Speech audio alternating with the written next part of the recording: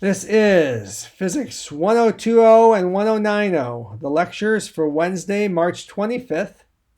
And we're going to review for exam 3 on Friday. And in particular, here in video 2, we're going over practice exam 3B. Problem 1. Remember, the problems in your practice exam will be different. They've been randomized, so they may be different in the problem number than what I do, but they're the same problems, they're just in a different order. Problem 1 is a case of total internal reflection or critical angle. I like to solve these from going from first principles. You have light coming out of water with a high index of refraction, 1.33, and it's got an angle, theta c, the critical angle. And it goes into air, and when it goes into air, it's bent away from the normal, and it's going to be bent away from the normal by the maximum amount possible, that is 90 degrees, and air has index of refraction of 1. So if I just use Snell's law, index of refraction in the air is 1, sine of the angle in the air is 90, equals index of refraction of water, 1.33, sine of the angle in water, theta c, the critical angle. Well, sine of 90 is 1. 1 times 1 is 1. Divide by 1.33, and you get that the critical angle is inverse sine of 1.33. Some of you may just prefer to memorize the equation for the critical angle, inverse sine of the ratio of the indexes of refraction. I prefer rederive it from scratch. When you do that calculation, you need to be able to work your calculators properly and sine in the degree or radian modes. For inverse function, trigonometric functions, you get 49 degrees for the critical angle. Problem 2 is Young's experiment. We analyzed Young's experiment in that last lecture before we all stopped meeting together.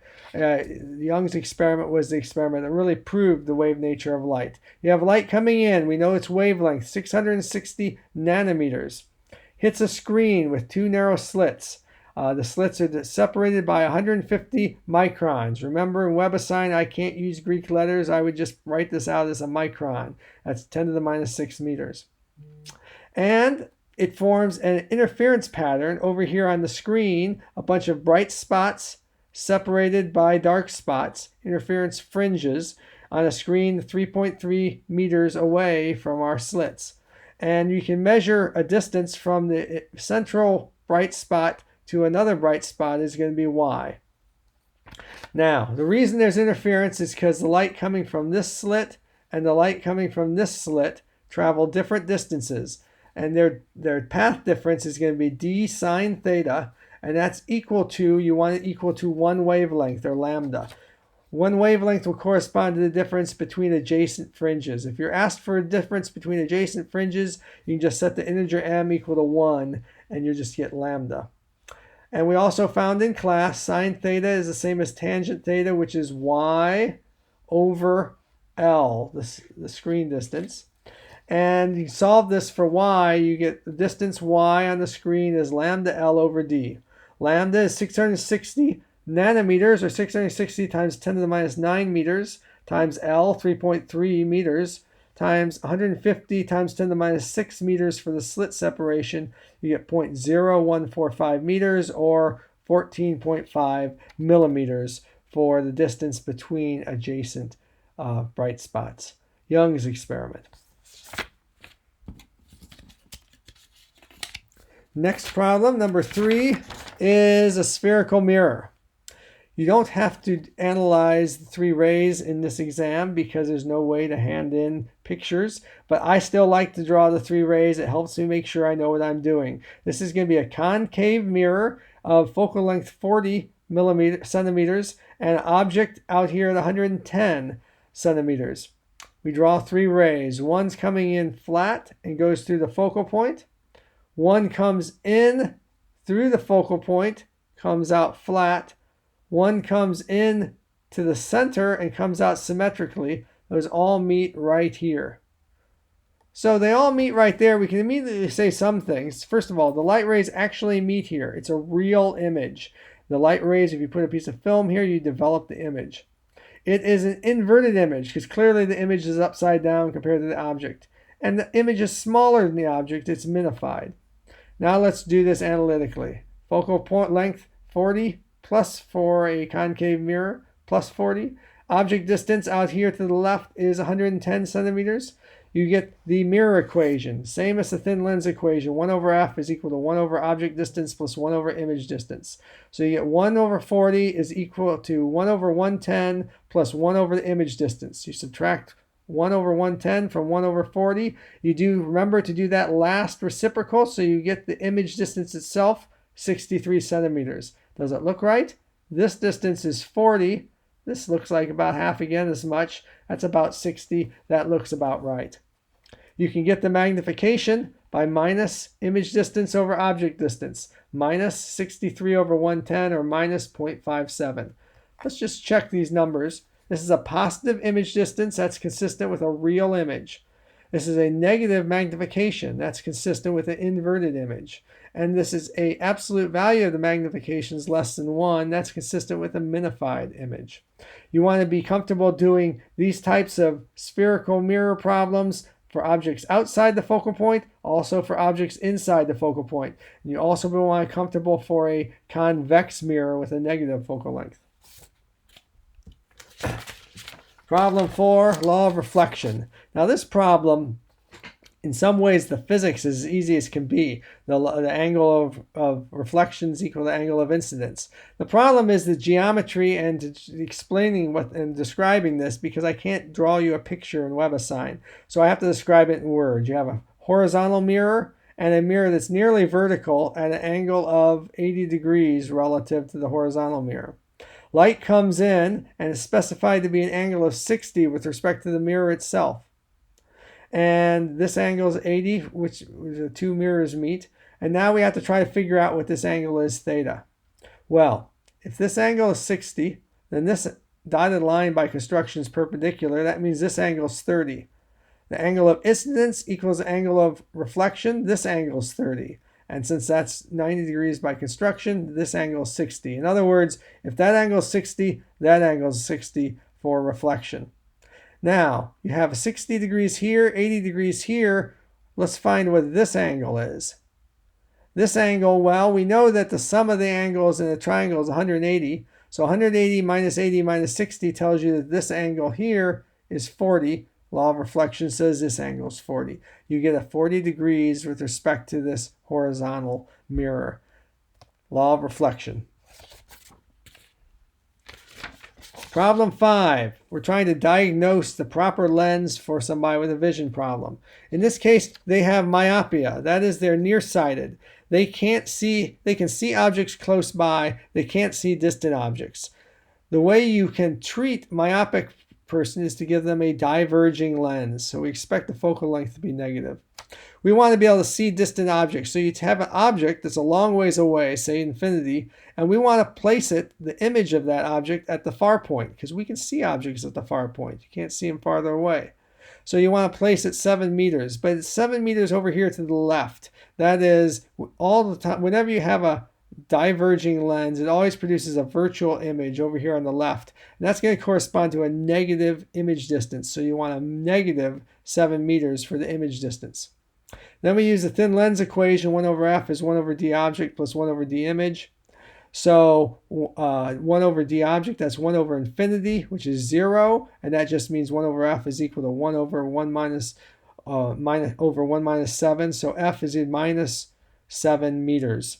Usually you specify these lenses by their power, which is the reciprocal of f. 1 over f is 1/7, but it has a minus sign of minus 0.14. And the units, 1 over meter, is diopters. So you're going to need a minus 0.14 diopter lens. The fact that it's negative power means it's a diverging lens. Last problem, the hardest one I saved for last. That is the telescope. So it's a 2-lens system. So again, I like to draw the picture. It's not absolutely required, but you have a objective lens, 5 centimeter focal point. You have an eyepiece, 2 centimeter focal point, and you have a separation between the objective and the eyepiece of 7.6 centimeters. First thing you do is you ignore the eyepiece completely and you say, what is the image produced by the objective lens? Well, I couldn't draw this picture all on one page. It'd get too tiny. So the first object is actually way out here off yonder, 35 centimeters off to the side on the left. But it comes in, and then you have your 3 rays, and it produces this image right here. We get the focal length is 1/5, is 5, and the object distance is 35. So 1 over f is equal to 1 over object distance plus 1 over image distance. And this is going to be the first image distance, the image distance of the objective. And you can solve for the image distance, you get 5.83. So remember, this had a focal length of 5, so it's a little past that. It's this image right here.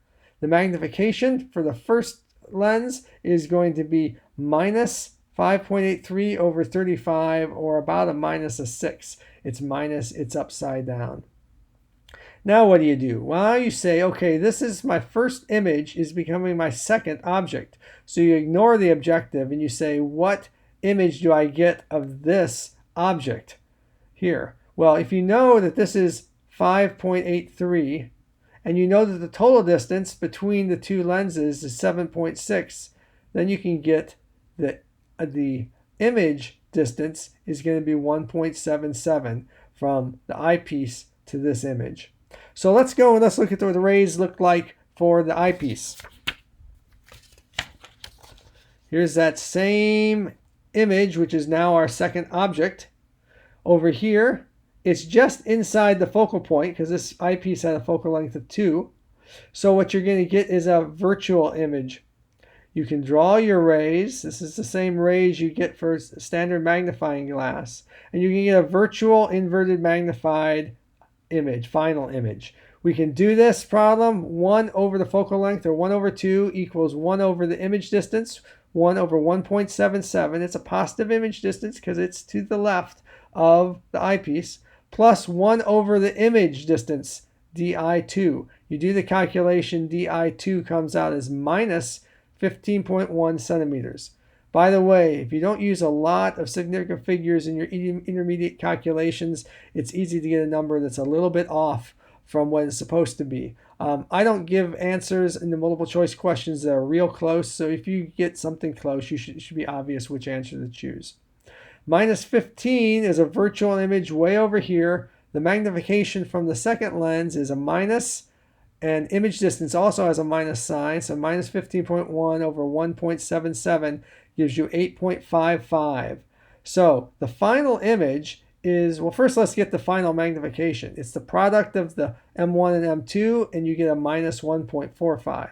So if you're looking at the final image, it's going to be virtual because your second image distance was negative, or it's because the light rays aren't actually converging. It's inverted compared to the original object, object 1, and that's from this minus sign in the total magnification. And it's magnified because the total magnification had an absolute value bigger than 1. So what you have now is a 2-lens system which you can analyze using the methods that we discussed. Okay, so you need to be able to discuss this, which is like a refracting telescope. You also should be able to handle a question which is like a compound microscope. We won't do any cases where your eyepiece is a diverging lens like the Galilean telescope. That's off limits for the exam. So that is the exam 3B. I'll also be giving you a timed third practice exam, which we'll discuss in lecture 3.